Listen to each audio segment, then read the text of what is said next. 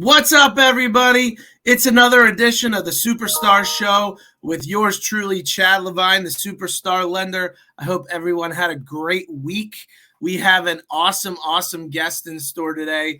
I have been a big fan of this particular agent for a while.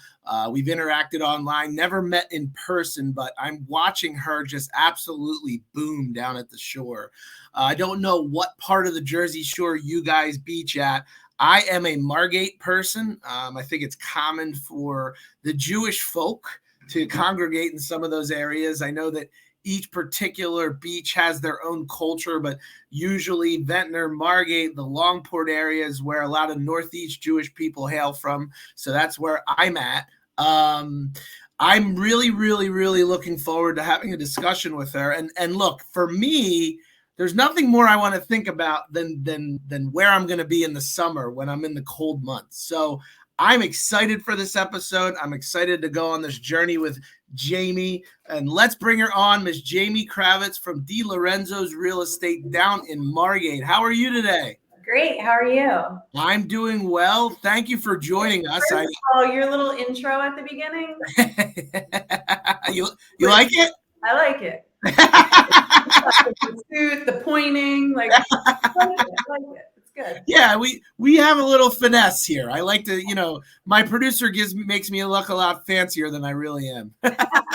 Nah, never. You're fancy. Well, I thank you for joining us. I always start the shows with placing context. So tell everyone Di Lorenzo's, where you're based out of, what areas you cover and focus in on. Sure. So our office is in Margate. That's where I am now. We're right on Washington Avenue. Mm-hmm. I basically, look, I sell everywhere, but primarily Longport, Margate, Ventnor, Atlantic City. Mm-hmm. I do some stuff offshore as well. Mm-hmm. But yeah, primarily, like you said, Margate, your area. Yeah, that's my thought. My last name is Jewish, but I am not Jewish. I knew that about you. I remember you telling me that. I'm Italian. My husband's father was Jewish. So he's like half. It's funny. A lot of people assume that I'm Jewish because of my last name, and I'm like I get that Happy Hanukkah text, and I write back, "You too." I don't know anything about the holidays, Hey, listen, if it works, it works. Yeah, I want everybody in Margate to think that, Yeah, for sure. I show my cover on Facebook. So well, sorry out there, everyone. I have a strong feeling that you're still going to do the same amount of business. I hope so. So I'm dying to know, before we get into your story, give everyone, so you're a full-time resident of the shore, right? I am. What's it like? Because I'm a shoebie. By definition, I'm a shoebie. So what's it like down there when it's not summer? So first of all, I hate the word shoebie. Just okay. I want everybody to know out there in the universe that I do not have one problem with you so-called shoebies, right? You come to town in the summer, you spend money, you add to all of our lives and well-being, and I welcome everybody with open arms.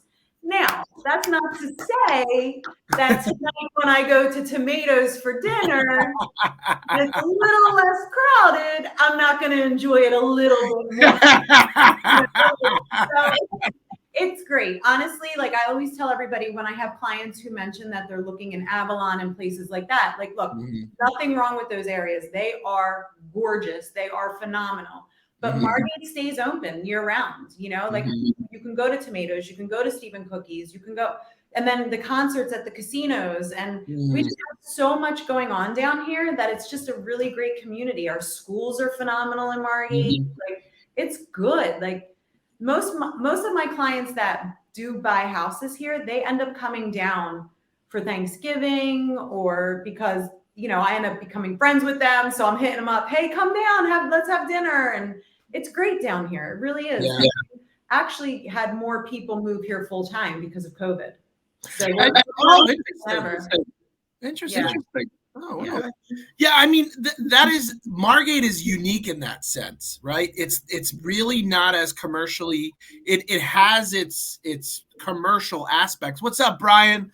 It's got all its commercial development, but they're very smart in how they don't let it overgrow and they allow it to really be community oriented. That's unique. It's unique for like compared to all the rest of the major shore towns, right? It's very unique that we stay open. Yeah. I'm like, we don't close. It's, we are open year round. And that's unique. There's, the majority of shore towns are closed. Yeah. Yeah. So, interesting. Even though it's your summer house, you can still come down year round and enjoy your beautiful home. And we're going to get the bulk of today's show is going to be real estate. I always say that it's going to happen and then we get into fun stories, but I'm going to press rewind for a little bit, but I will tell you, I don't know who does your marketing at DiLorenzo's, but that billboard, when I'm driving over the bridge that says youcouldstay.com, it's just like, it's an emotional, like, yeah. And it's very memorable. It really is. So we do use somebody out of Philadelphia to help us with that. We are, we're a little bit different. Like this is a very big deal for me to be like showing my face right now and talking, like for everybody to see me. Like I like to kind of be, like I don't like to have my photo everywhere and that kind of stuff.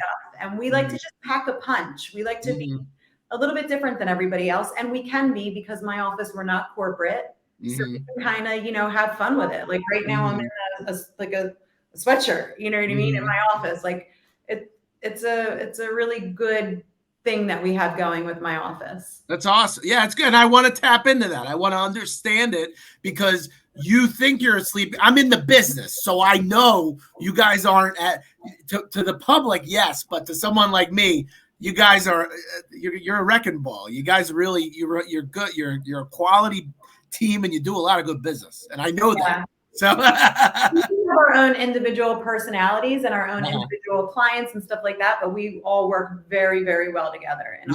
That's nice. And it's got and part of it probably is because you're not playing into the BS. I mean, let's be totally honest, right? Honestly, I just go to work. I get along with everybody. I can't wait to do deals with all of the agents in town. I just work hard. I'm constantly working. My broker gives me the most support. And, like if I need anything, I can bounce things off of him. We work well together and we just, it's great. It's pretty awesome. No, it's good. It's good. It's good to hear. It's authentic. I can tell how you really feel good about your situation. You know what I mean? And that's good. That's important, especially in real estate, because people change brokerages like underwear in all these other cities. Yeah. Well, I mean, I pride myself with being very loyal. So whether it be for my job or my family, my friends, my everything, if I put my head on straight and go after something, that's that. And I don't need to bounce around. I'll fix it within. So that's a good segue. That's a great segue because I feel like now we're gonna peel you back a little. I know you don't like being on the, you don't come out a lot, but I can do a little backstory. So where did you grow up? Where are you from? So I grew up in Hamilton, outside of Trenton. Okay. I took the Hamilton train station all the time when I lived there. Yeah, that was a big deal when they were building that. That was a really big deal when I was a kid. Yeah. So yeah, I grew up there. I, at 15 years old, started waiting tables, and I paid my bills and made tips from 15 to 38. Wow. Yeah. Wow, that's a long time. And we're gonna get there, but I want to start back on one. So tell me your family dynamic. Is it 100% Italian? My father is, yes. My mom is half Italian, half Polish. Half house. Okay. Like my grandparents lived in Chambersburg, which is like the Italian section in Trenton. It was cool. And then what sisters, brothers? What's the dynamic? I have a brother and a stepbrother and a stepsister. Cool. Okay. What was family life growing up? Are you guys all close knit? Yeah. My parents separated, but my mom remarried when I was 10 or 12 or something like that. So we had a Okay. blended family and really great memories and Yeah. fun times. Very, very, a I lot of, was not the perfect child because yeah, it's everyone. And you know something, it's everyone has those. And for some people, I go into those stories. For you, I feel like I'm just going to skip over that. I get vibes, even though we're not near each other. I'm getting virtual vibes. I'm like, all right, we're just going to, look, you live and you learn, right? I'm like, I'm just glad there wasn't social media back in my day. Yeah. I don't want anything documented. Were you a Catholic school person or were you public school? No, public school. Okay. And what public school? Public school for like kindergarten and first grade, and then we did CCD for a little while. Yeah. And what public school is that you went to? I went to Nottingham, Hamilton. I don't know. Okay. I don't know. I don't know Jersey that well. So I'm not... Public high school is where I grew up in Hamilton. Okay. So I went to Hamilton High North. And what was the family that, like, what do your parents do for a living? Were any of them entrepreneurs? What's the background there? No. My mom was always like accounts payable. Okay. Actually, she retired from Borgata recently. She was like works in an office and secretarial stuff. My dad worked for General Motors. Okay. His whole career. Okay. What do you do there? He was a tool and die maker. Oh wow. Okay. Interesting. Yeah. And then trying to think. And my stepdad's an electrician. Okay. And we all hard workers, basically. We all work. Yes, and that's handed to me. Like I bought my own first car at 17. I had an $8 a month car payment. Like I pound pavement. Like I will hustle and work hard to make things better. Where did that motivation come from? What's the, like, is there something specific or did you want certain things? Like where's the mindset for that? I mean, what else was I going to do? Be a bum? Well, I don't know. I mean, right? Like, I don't know. Listen, some people are okay with that. I wanted an apartment,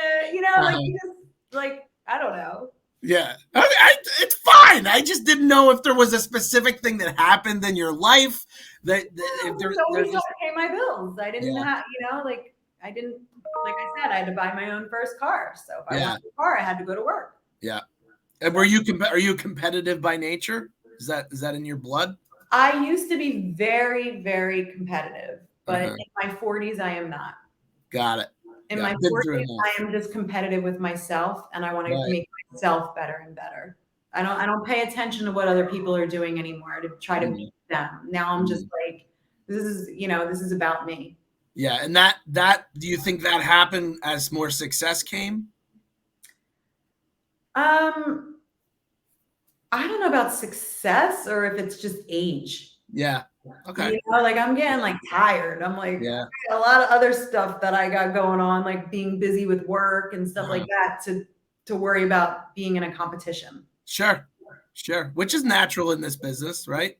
Yeah. I feel like it's always like when you start looking other ways and at other people, that's when your focus really starts to go all over and you're not really perfecting your craft. You're just trying to chase other people, right? Well, right. Not like when I look other ways and look at other people, I get inspired.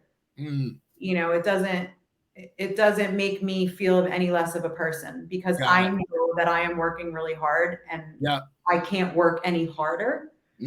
So, I get really inspired by seeing other people be successful because I'm at a really good place to where I feel. Do you know Val? No. Hi, Val. Oh, hey, Val. Val lives in Hamilton, which I started to learn more. Blueberries, right? Yeah, blueberries. And I think, is it Renault Winery in Hamilton? Am I wrong? I know there's a lot of wineries. Oh, Renault Winery. Yeah. Is it? Maybe. I don't know. I don't know. I don't know. I know there's a lot of wineries there, Val. If it's there, it's out there. Let me know. Egg Harbor is Renault. I don't know. Is it? I don't know. I don't know. I start driving out that way, and it's like I'm like, where am I? I got to use my GPS. It's not near the ocean. I definitely got to put in the GPS. So, all right, I want to get into because I feel like this is character building. You were a career food service professional, right? You really were. And so tell me about that. Let's walk me. What are the different jobs you had? What did you start to find one where you made a lot of money in? Why'd you stay in it? Tell me that whole thing. Because you make a lot of cash. Yeah, tell me, what were the jobs you got into? So Give me I the started different. out as a food server, then I was a bartender, and then at I guess 27 years old, my mom said to me, maybe I was 28. I don't know, something like that. My mom says, you know, this new casino is opening down in Atlantic City called the Borgata. Why don't you apply and try to get a job there? I was kind of like in between where I was going to be at that point in life. And I never thought about working in a casino. And I didn't even live near the beach at that point. So I was like, all right, I'm going to apply for a cocktail waitress. Like, I don't know. So I applied and I got the call to come and do the interview, which turned into a whole, fiasco of like what? So you know what? Applicants and 150 of us got hired. We had paid. We had especially when it first opened, right? It was like the biggest. Like it was a big deal. Yeah. Like it was a big deal. Like when I got the call that I got the job, I was like, holy shit. What did you have to go through? What was it? Was it like, what was the process? Oh yeah, we had to audition, like put on the outfit and the tights and the heels and carry a tray. And I'm just like, I don't know you, but I don't see that as being you. I feel like you'd be like, oh hell no. What's actually really funny about it is, I actually loved it, and every now and then I wish, like, could I just go back for one more day and put that uniform on and like be with everybody in the service bars having fun, and it was fun. It's cool. Plus you're around, like really awesome people to work with. Like that's where I met my husband. Like he's there right now. He's working, and like I went the other night for dinner. It's just a different atmosphere, doing my hair, my makeup, flirting with the gamblers so they'll give me more money. I don't know, it was fun. Listen, if I were a girl, it'd be a problem. I get it. I get a lot of money. So I worked there for 14 years. Wow, that's a lot. How has it been? How long has it been there? I think they're on year 17 now. Wow. Wait, I worked there. So I worked there until I was 39. Wow. So I've been gone for 6 years. Wow. So, I mean, I think they've been open for I think I worked there like 12 years or something like that, 13 years. I can't even remember now. So give us because I've never spoken to anyone really, especially on Facebook, that's done the Borgata gig. So give me some good memories, like celebrities. What were your biggest tips? I mean, if you have any of the bad stuff, any good fights. I'm not allowed to disclose all that kind of stuff. Why? What do you mean? You're not? Yes, you are. Come on. Yes, you are. You didn't sign anything with the Borgata. Let's just say there's a lot of really great memories. There's a lot of memories. No, that's not enough for me. No. No. Give me your best night. Well, one of your best nights. What'd you walk away with? One of my best nights, probably like 5,000. What? I did not expect that. All the time. Don't everybody go and think that you should go and be a Borgata babe now. Like that doesn't happen. Wow. And that happened, but that's like if you're in a high roller pit and they're winning, they like to share. But you're blowing my mind right now, Jamie. I had no idea. It does not happen all the time. So so what's an average? Then the next night you're in a slot area, any slots, and somebody hands you a quarter for a drink. Right. So it all averages out. Like it's not like that all the time. Yeah, okay, but like an average busy weekend that can happen 12 weeks in a row, you could walk away with a couple grand a weekend. That's pretty good money. Yeah. That's pretty good money. Lower now, Yeah, but I'm look, it's fascinating to me. It's I never knew. It's all relative. It all averages out. It all, Yeah. like you definitely make a good living and you can pay the bills, and then you're in a union, so you have health benefits. Oh, I didn't realize you were union. Yeah. Oh, interesting. Okay. So so I know you're not going to, because I can tell you're trying to skate around this. You're not going to disclose any of the good stuff. So, celebrity wise. Honestly, I kind of forget most of it at this point. No, you don't. Celebrities, come on. You see Britney Spears, like, give me something good. Yeah, I mean, you see them all, but like, I don't really get like goo goo gaga celebrities. I like to like look at them from a distance, but I would never. Did you wait on any of them? Honestly, I can't remember. No. Okay. All right. Well, look, what's something? What do you get flustered over? Is there any like what's your fancy? Tell me, like, who would you see that would you'd like that would do it? I don't know. I don't know. In the moment, I'd be like, "Oh, that's cool. There's so and so," but nobody really. Nobody. Nothing. Nobody really like. Look, at the end of the day, they all like go to the bathroom the same way we do. You know what? You're a good negotiator. I can tell you're. Your poker face is on point. So, all right. So you met your husband at the Borgata. What does your husband do at the Borgata? He is executive director of player development. Wow. He's a high-level host. That's cool. Yeah. Oh, then he'd be more interesting than you would be with that stuff. Yeah. Yeah. That's a good thing to have on the show if he was in real estate. Yeah. That's pretty cool. Okay. All right. Now, and look, it's fascinating to me. I've never done anything this cool. You know what I mean? Like, my life's been plain Jane boring compared to that stuff. Nah. I eat it up. So, all right. So you getting the job at the Borgata ultimately facilitated your permanent residence at the shore, right? Correct. So where'd you move? Atlantic City? Where'd you go? I first moved to Brigantine. I didn't know anything about this area at all. And Brigantine is right over the bridge from Borgata. I was like, it's easy to get to work. So I moved over there.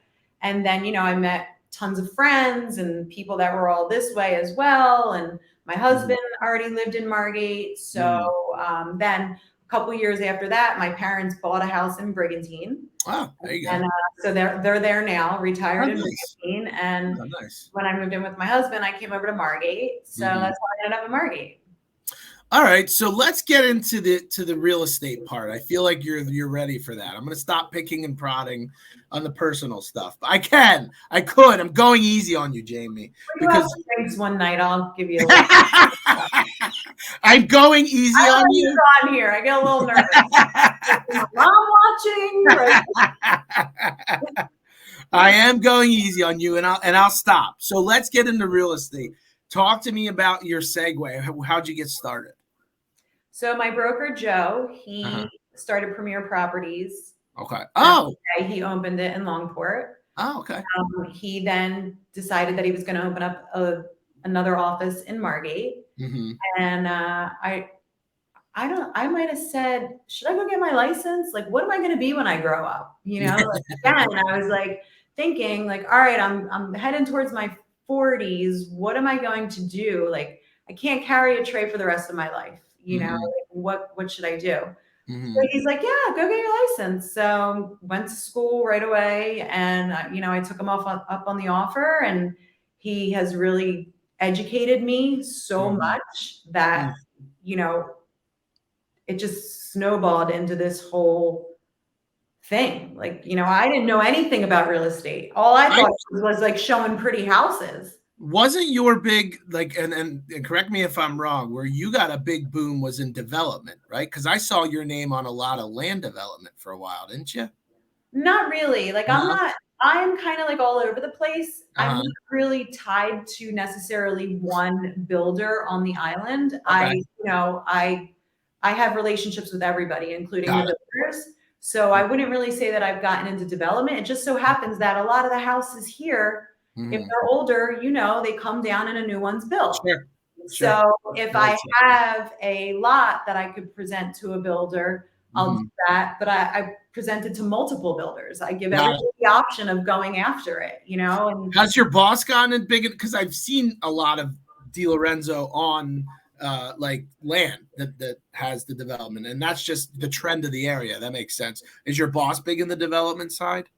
he's like the same as me. He's I mean, mixed. Okay. like same thing, same type of relationships with all builders and all kinds of things like that. Got He it. was in development himself personally. Mhm. Like, he developed all those houses on the bay on Fremont Street Oh, years ago. Like, he was oh, part of okay. that project back there. So Okay. when he's in development, it's more for himself, whereas Got it. like single family homes on this island now, we just kind of represent who we represent. If we're Mhm. representing the builder because it worked out that way, then great, and we'll go to bat for that builder. If it's for the buyer, you may be talking about like, are you talking about across from Ozzy's? I had a bunch of lots over there. Yeah. Yeah, so Yeah. that kind of worked into like a little trifecta. And Got it. we had a bunch of properties over there that Yeah. we had the out sales first, and then Ah. we had the tear down first, and then it turned into the new construction being listed after. So talk to us. This is interesting to me. Like I don't get sure realtors that often, right? So I love picking I love learning about it. So what tell us what is it so is the average buyer for you a transient person? Most people that these second homes? Yeah, I mean, think about it. It's the shore, right? Uh-huh. So while we have a ton of locals here, how Hmm. often are the locals moving? Right. Sure. You know That what I makes mean? sense. Whereas Yeah. normally down here, we have a ton of inventory because people just keep buying and selling and moving and leaving the area, or, you know, investing in a beach house and then not Mhm. wanting it in 2 years. Like, normally we have hundreds of houses on the market. Like, I think Yeah. maybe we have 40 and there's like 3 in Longport right now. There Wow. is nothing. There is nothing. Wow. Yeah, Wow. it's That's crazy. three? In Longport, maybe 3 or 4. Like, there might be a couple of them still listed right now that aren't really available that I know about, you know, but there's nothing for Crazy. it. And Margate's Wow. the same. Like, when you look through the list on Margate, when you really try to dive in and figure out like who you're going to put where, it's tough these days. Yeah. So Yeah. Longport, it's funny. They're all so distinctly different. Like Longport and Margate, and I mean Ventnor and Margate a little you can see, but Longport's like this pearl, right? And for people that don't know Longport, it's almost like this is how I'm going to describe it. I don't know Star Island in Miami, okay? But like in my mind, it's like this floating island of mansions, right? And they're massive, and they have this exclusive beach, and it's surrounded by 300. Well, I guess it's not 360 degrees, almost 360 degrees of water. The left side's cut off, but almost 300, whatever the degree, 270. But Yeah. literally, it's the most incredible little piece that I've seen. You know when I love Longport the most? On a Saturday night at like 10:30, you go Uh-huh. for a bike ride down there and everybody's here in town and the lights are on their houses and the people are out on the decks. Like, it is special. Like, Yeah. it's so beautiful. The homes are so beautiful, and just, you know, on a Saturday night in the summer is like, wow. Yeah. That's when I get it. Yeah, and so like value wise, just to give people perspective, and I'm not putting you on the spot, but like give us rough ideas. Like an average home in Longport is trading for way north of $1 million. No, Yes. like average. Like Yeah. and these things are. I just saw what was the 10 million? Was that one property? Was that or was that yeah? I mean 10 million. What are they getting to these days? Are they getting to 10, 15 million? So typically what's happening in this transition period with Longport, in my opinion anyway, is that none of the houses that are very custom built within the last 5 years Mm-hmm. are hitting the market yet. Mm. Right? So we have like houses that are like 20 years old where people Mm-hmm. may buy them, and as awful as this sounds, they will take that house down and build what they want because Mhm. lifestyles have changed, like 20, 30 years ago, nobody cared about a pool. Now everybody Mhm. wants a pool at the beach. Hmm. And I have some people that are like, I have to have a pool. And I'm like, well, what about the ocean? Like there's only so many pools in the town. Right. But so we've yet to really see anything that is like crazy built turn yet. Mhm. I don't know that we'll ever see that in our Mhm. lifetime because Mhm. I feel like the people who have done this in Longport will then ultimately give the property to their children. Mhm. So I don't know. I mean, it'll be interesting to see when that starts to happen because that will blow through the roof. Like the $10 million sale is really the first one that has any type of newness and built and spectacular. Like, new is what I'm Yeah. saying. They're all Yeah. spectacular. They're all Yeah. spectacular. Yeah, But I don't. It's like hard to explain to people that have never seen it, but I've never seen such a small area. Like it's not a big area; it's super small. Like it's super super small relative to all these. Like Avalon is that nice, but it's bigger, right? Like it's bigger. Longport is super small, but the homes are just like it's like one after another. After it's like we call it Beverly Hills, the Atlantic. I don't even know what to call it. It's just nuts. Like, yeah, and I would run by these things as a kid when my parents were in Margate, and it was funny. That was my motivation to run because I was a chubby kid then. I'm a chubby guy now, but like for me, it's like I want to see what's going on with like lifestyles of the rich and famous. And by the way, what's that magnificent church? It's like you're like running along the water, and then you see this old church with all this beautiful stained glass. oh, in Longport? Yeah. That actually, I think burnt down or something, like Oh, Sandy or something. That's just recently rebuilt again. really? Yeah. No, I did not know that. I'm Interesting. pretty sure. I don't know if it was Sandy or my broker Joe knows everything about Longport. He lives in Huh. Longport. He knows the ins and outs of Longport and every story like that. I'm Yeah. gonna check with him on that. So without going into detail, because I'm not going to pull that much juice, but I'm going to try. I'm going to try. All right, you could try. The people, the majority of the people in Longport, okay, Jersey, New York, Philadelphia, where are they pulling from? All the places. Is it a lot of New York? COVID pushed a lot of New York people to our market. Yeah. Because they left the city and Mm-hmm. were they going to go to the Hamptons Uh-huh. or Mm-hmm. come here and it's not that far from the city when you actually think about it. We are not far from Philly and we are not far from New York. So That home that's at the base of the Longport Bridge that was rumored to be Eric Lindros's house. Do you know which one I'm talking about? yeah, I don't think that was his house. It wasn't? I always used to hear rumors of like whose house that was.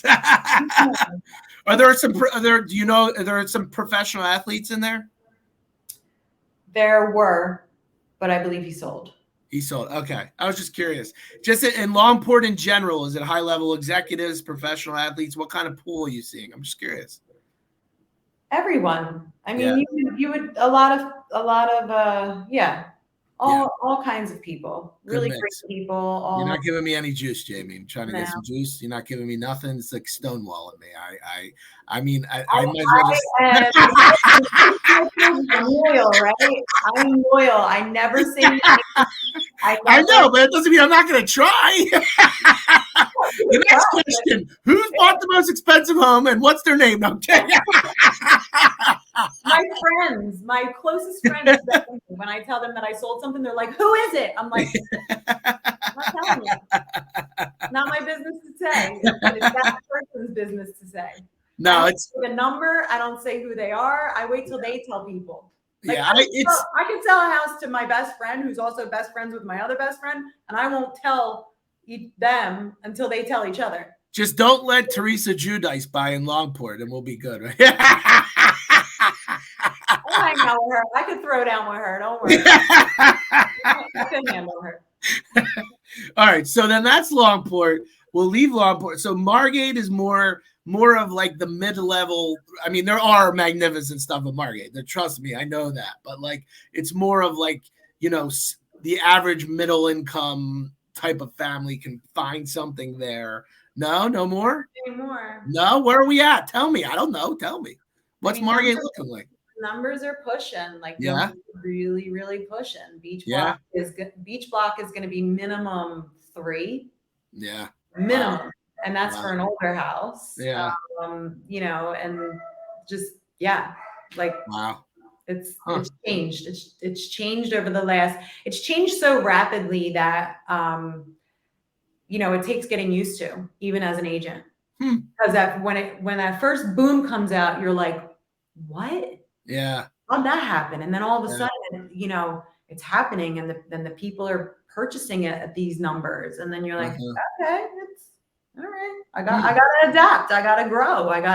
That's why I'm constantly on the MLS studying, just to keep up with the numbers and have the information. What about, so how do Ventnor, it's always been Longport, Margate, and then Ventnor, Atlantic City. Like that's how, in my mind, and not in a negative way, it's just from the socioeconomics, that's how I've always looked at it.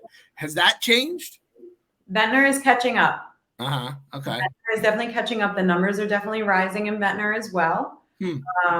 And there is a little bit more inventory in Ventnor, just because they have more inventory all the time. You know, like they have more homes, more lots in Ventnor.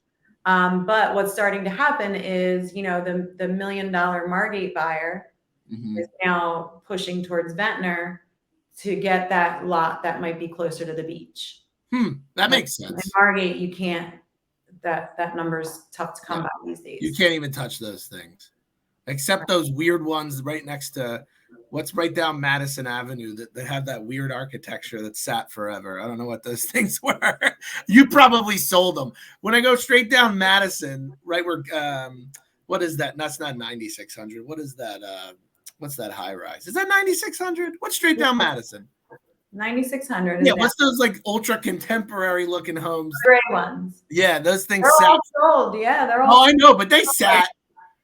They sat for a little until the boom came, right? But everything used to sit. That's true. I mean, like I said, we used to have so much inventory and things would sit. You know, now if something hits the market, I got to go there that day and FaceTime clients from that property if I think it will work for them. That's crazy. It's interesting though. It really is. And then so Atlantic City, this is always the it's like the conundrum. Like Atlantic City's like you just can't figure it out sort of thing. Like, so who would you steer towards Atlantic City? Like what buyer is ideal for Atlantic City? So I could tell you that there are streets in Atlantic City that I think blow away every street on this island. Interesting. Like Tallahassee, Plaza, like those old grand homes in Atlantic City that used to be the shit back in the day are phenomenal. People are scared because it's less of a budget buyer. So how much money do they have to fix up the house that has not been well taken care of, you know? But there are, you know, you can get a beach block or a beachfront home in Atlantic City. Like it's the same sand, it's the same ocean. Yeah. The issue is the taxes. The taxes are really high in Atlantic City. I did not realize that. Interesting. Yeah. Really interesting. That's the bigger issue. And that's always been my thing. It's like you see these beautiful beachfront properties that would always trade for lower in Atlantic City. And I always thought the same way you did. The beach is the beach, right? So no matter what, the beach isn't moving. It's not going to leave. But okay, the taxes are in. When the taxes are high, the actual real estate is lower. Sure. Yeah, absolutely. Yeah. So, you know, I guess it's all relative. Some people could care less. If you have that much money, whatever, right? Totally. No, that's interesting. Okay. So what about from an investment perspective? Forgetting the Airbnb, talk to me about the Airbnb effect in those areas. So I do know that Airbnb is becoming a thing in like all the, I guess, more Ventnor and Atlantic City. I'm not into it because I don't want my neighbor in Margate to have an Airbnb. Sure, that makes sense. It used to be difficult It used to be that you had to get a certificate of occupancy every time somebody moved out. Oh, interesting. So that was their way of not having weekly turnovers and stuff like that. Now, until the person gets caught, I mean, I don't know how much they can enforce that. But is that still something they're supposed to be doing? Is that what you're saying? Yeah, I think so. I think so. Like, we really don't want it in these towns. Like, if somebody calls me up and they're looking for a rental and they're like, oh, well, I saw this on Airbnb, or, I saw this posted on Facebook. I'm like, okay, good luck with it. Because I don't touch any of that kind of stuff. I don't really encourage it either. Like, I don't have buyers that I would ever say to them, you should buy this and use this as an Airbnb. I would say to them, you should buy this and let me put it on the MLS and rent it out for long term or monthly, and that kind of thing. Like, let's keep the vibe of the community strong. How's the seasonal rental market? I mean, obviously, I know it was nuts in the pandemic, but is it still a solid investment? Is it still something? It's still pretty nuts right now. Yeah. I mean, there's not that much, and we don't really typically have that many rentals. Anyway, I mean, we have a bunch, but not like Ocean City or like those kind of areas. So it's still really hard to find rentals. So do you not, is it atypical for someone to say, I want to buy an investment in those areas? I'll have people who will buy a property with intent they will use it themselves for July. And then they'll rent it out for August to cover some of their costs, that kind of thing. But I don't really have many clients that just buy a property in this area and just rent it out all the time. I don't really have many clients like that, because once you get down here, you want to use it. That makes sense. Yeah, I get it. And what's the agent vibe like down there? Is it a small, super small community of permanent agents, and how do you guys bode with agents coming in from the outside? So there's about 1 million agents. Is there a lot? I didn't realize in that, like, that are permanent down there in Margate, Ventnor, there's a lot of us. Didn't know that. I didn't know that. Oh, interesting. There's a lot. Yeah. We work well with others. Yeah. I can't wait to do deals with other agents. I didn't realize there was that many. I really didn't. There's a lot. Are there a lot of brokerages? Not brokerages though, right? Yeah. Yeah. I guess you're saying there's more than enough for the demand. Yeah. Yeah. I mean, but there is enough to go around. There's enough to go around. Okay. So, I mean, yeah, that makes sense. That makes sense. Okay. So I guess my question is, because of the area, you're really repping a specific area. For someone who's going to buy a shore home, in terms of their psychology, because before, especially before these booms, right, there could have been that ladder approach. Like, I'm going to buy this and then work my way up. And now that the prices are where they are, and I don't think they're going anywhere. I think if anything, they're getting worse. And worse in the sense of higher, I mean, which is good if you own a place, right? Which is good if you own a place.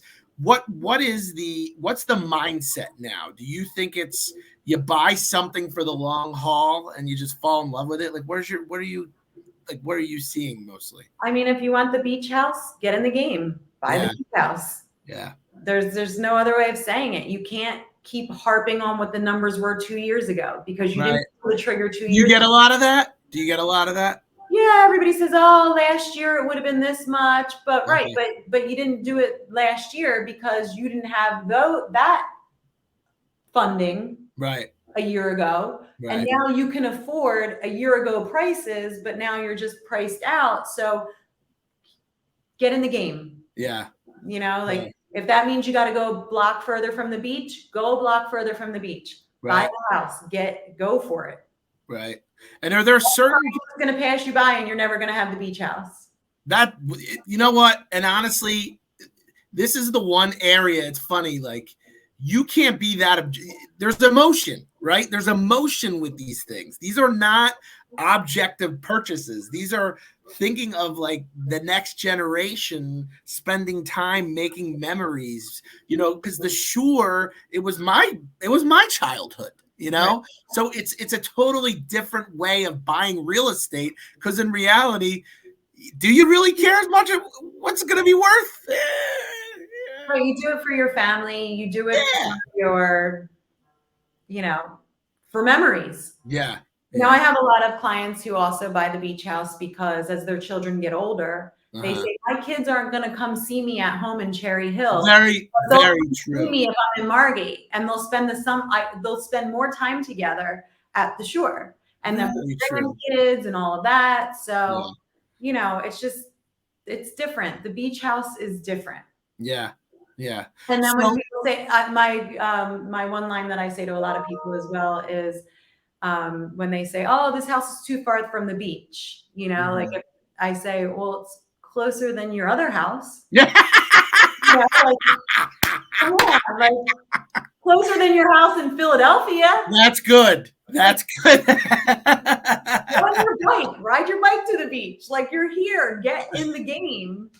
So and it's interesting you bring that up because, let's be logical. Is Bay less valuable than ocean by nature, or not anymore? No? Really? Everybody wants to be on the Bay now. You can't even get a Bay. Really? Wow. I'm shocked. People want space and pools, and they want a bigger home so that they can hang out with their family, and they don't want to be on top of people. Wow. So then everybody wanted to be back on the Bay with Interesting. their boats, that they're just with their family, and there's kind of like they're quarantining, but yeah. Interesting. That surprised me. That shifted as well. That surprised. I never would. I always would have thought the age-old rule: Bay is less than ocean. Wow, interesting. And then what about the Jerome Avenue division? Because that was always a thing, right? You mean like the ABC streets or Parkway? Yeah, there was always that. Is that gone too? Value-wise? It's all catching up.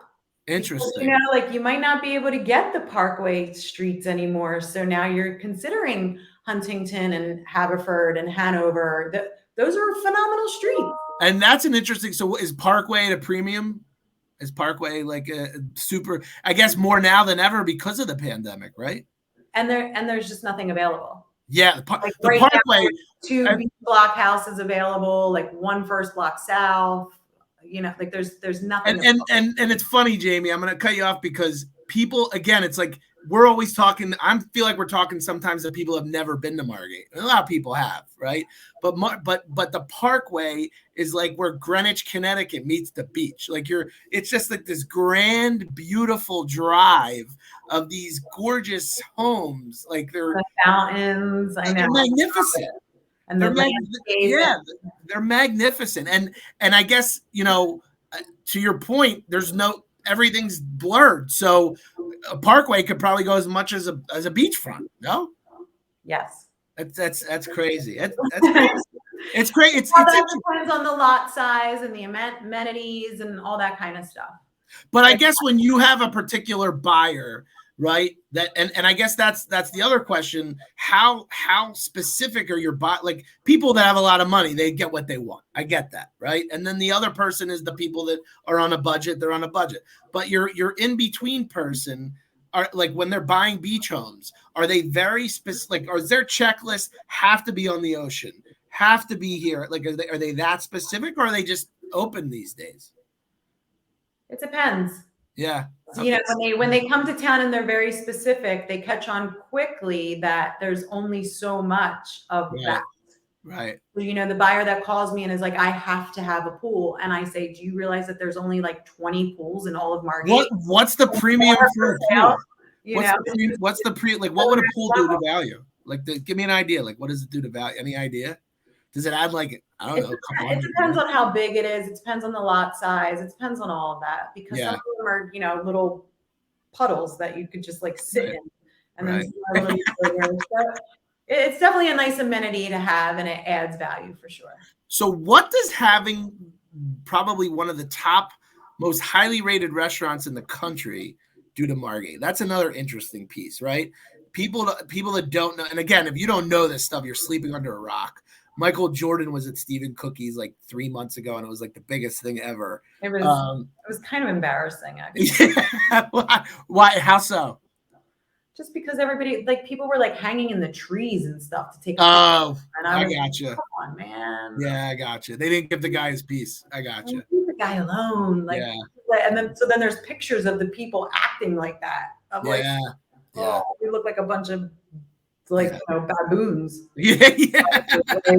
Like, oh, Michael Jordan's here. Gotta take his picture. I still miss who were the two guys that operated the restaurant? And it was like, it had this indoor outdoor concept. I think the one guy's name was Anthony. I can't remember the name of this place.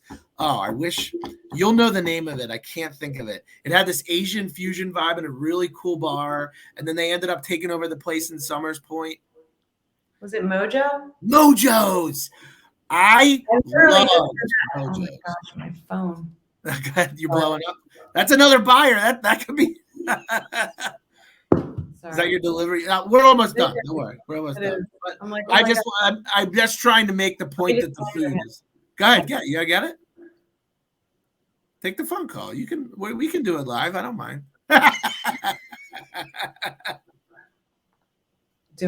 just wrote doing a termite. Oh, termite inspection. Nice. No, but I didn't mean to write that. Oh, you didn't mean Okay. So I was just trying to say that the food is phenomenal too. And I remember Mojo's and Tomatoes and the Stephen Cookies. I mean, the restaurants and this, like, but there's not enough of them, so they just get super flooded, right? They're like impossible to get into. But yeah, I mean, just nutty. But like, we could go on and on about it, and talk. We didn't even talk about the boating scene, and it's just so much to it. There really is, but like, I just wanted to learn more about the current market, which you really have given me insight, which is pretty much just nuts. Fair enough. It's nuts everywhere. So I'm going to close it out with, you've really developed your career and your mindset and your motivation in being a successful real estate agent, which is awesome, right? That's the purpose of the show. We like to bring on people that are successful. What is your goal? Like, where do you want to take this thing? Is it just like status quo cruise control? Like, do you set goals every year? Where are you at with it mentally? I try to be better every year. Numbers wise. I don't keep track. Like, I won't know until December 31st what I did this year. I don't go to the awards ceremonies. I don't do anything like that. The award is what I know and what I am doing for my family future. So if I get better every year, I'm happy. I don't put a number on it. I don't put, I work hard and I keep going and I get there. What's the one trait you think that makes you so successful? What is it about? What's in you that you just keeps you that way? What do you think? Hard work. Yeah. It's a lot of work. Yeah. Yeah. Okay. You like to grind. I respect that. And you together too, Oh yeah. Oh, 100%. Oh yeah. And then how much of your success do you attribute to the mentorship you've had with Joe? All of it. Yeah. All of it. If it weren't for Joe, I would never even be doing this right now. I wouldn't be sitting here with you talking about this. I wouldn't have the career that I have. This is all because of him. Are you in the position, or are you wanting to teach people how to do this? No. Okay. Fair enough. Hey, I'm fine with that answer. Here's the thing. Like, I totally would, but I don't want to have a team. Like, sure. I like to be in control of everything. I like to do everything. I do my own contracts. I get it. When you work with me, you get all of me. Yep. I do the home inspections. I do everything. I make all the calls. You do not get an assistant. Before I jumped on this with you, I was going and getting a CO somewhere. You know what I mean? And earlier this morning, I had a closing that I was at. Like, so I am there through every single thing. So I don't want to have a team because I don't want to delegate anything. I get it. I like that when my clients call, they call me. I don't say, "Oh, call my assistant." I would never say that. So I just, yeah, I mean, I don't mind like talking with people and encouraging people. Yeah. Not giving them all my secrets. Yeah, I get it. I gotta tell you the reality though, Jamie. You're the secret. I mean, the reality. Your level of focus is coming through the screen. You know what I mean? Like I can tell you feed off the BS. Like you just that's it. It just goes away. You were very, very focused. You didn't listen. I ask some tough questions sometimes, and I try unfazed. That's a good thing. That's a good thing because I imagine you are the same way in transactions, which is good. It's good for your clients. It's good for your clients. Yeah, it's good. My clients know that I work, really hard for them, and they can trust me, and I'm loyal, and I'm not putting any of their business out on the street. And yeah, that's good. That's the most important thing to me. Like I want, yeah. Well, I think that's the biggest. I walk away really happy, like when people are really happy to work with me, and then they refer their friends and that kind of thing. That's that makes sense. And you know what? Like I believe that's a big part of the success because you understand the culture, right? I think that's the way it is down there, right? Yeah. People they don't want their business out there. It's not a show.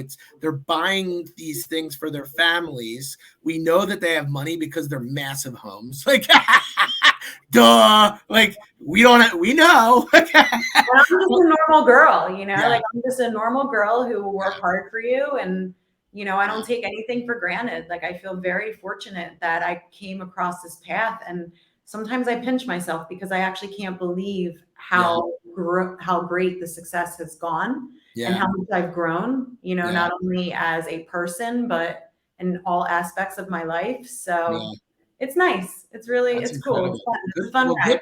Good for you. And I wish you continued success. When I hit the lottery, okay, I'm going to tell you this because this is always what people say. And this is no bullshit. When I hit the lottery, I am buying in Longport and you will rep me. Yes. I know. That's what you wanted to hear. Yes. So you are the lottery agent, girl. Go get a ticket now. I've been trying. Trust me. It was a pleasure. I thank you so much for doing this with me. I look forward to come down over summer for a drink. 100%. Happy holidays. Keep killing it. And everyone out there, thanks so much for watching. Have a great weekend. We'll see you next week on the SuperStar Show. Jamie Kravitz, what's the email? How do they hit you up?